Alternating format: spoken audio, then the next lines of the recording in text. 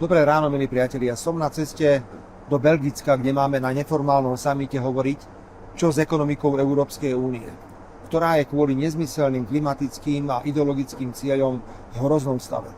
Lepšie povedané v katastrofálnom. A ak nič tento rok neurobíme, predovšetkým s cenami elektriny, z Európy sa stane len kultúrny skanzen, ktorý budú navštevovať bohatí Číňania. Včera som mal kompletne plný deň, počnúť s rokovaním vlády až po stretnutia s francúzskou jadrovou spoločnosťou Framatom k výstavbe nového jadrového bloku v Jasovsky-Bohuniciach či podpredsedom Európskej komisie Rafaelom Fittom k novému rozpočtu Európskej únie a k celkovej negatívnej atmosfére v Únii a prehlbujúcej sa nespokojnosti s prácou Európskej komisie.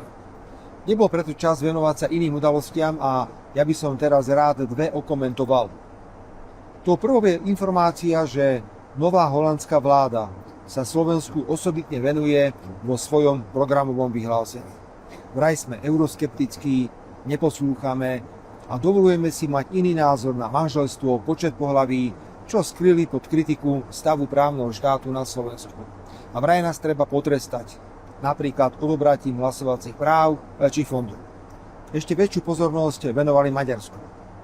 Ako by povedal vynikajúci slovenský spisovateľ Laco Balek, v skutku demokratického. Takže holandskí politickí priatelia, máte nebezpečnú tendenciu zasahovať do vnútorných suverénnych záležitostí iných krajín. To my na Slovensku nerobíme. Fajčite si marihuanu a uznávajte 70 pohlaví. Je to vaša vnútorná vec.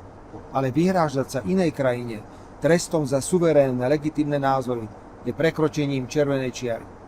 Trestať suverénne štáty za suverénne názory je cestou do pekla. Ak niekto prichádza s takouto politikou, ohrozuje celú Európsku úniu.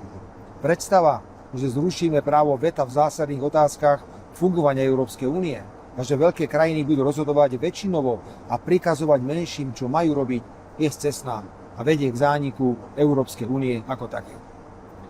A druhou udalosťou, ktorú chcem krátko komentovať, je včerajšie rozhodnutie Ústavného súdu pozastaviť účinnosť zákona, ktorým sme sa snažili urobiť poriadok s gaunermi kajúcnikmi.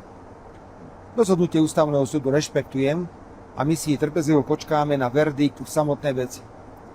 Len chcem pripomenúť, že keby sa ktorýkoľvek sudca Ústavného súdu alebo generálny prokurátor stretli s praktikami kajúcnikov vo svojej vlastnej veci, mali by úplne iný názor.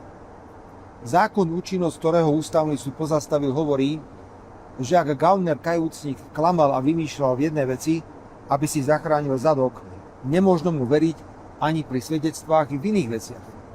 Nespochybniteľne sme preukázali, napríklad na kajúcnikovi Slobodníkovi, že klamal, vymýšľal. Dokonca on sám potvrdil, že podpisoval svoje svedecké výpovede, ktoré ani nečítal, ani neurobil a že boli len výplodmi fantázie vyšetrovateľov. Sám na vlastnej koži.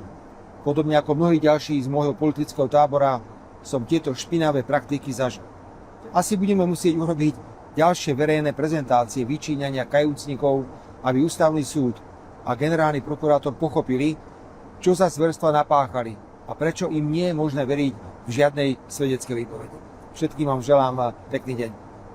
Jelajahi cara baru mendapatkan informasi. Download Metro TV Extend sekarang.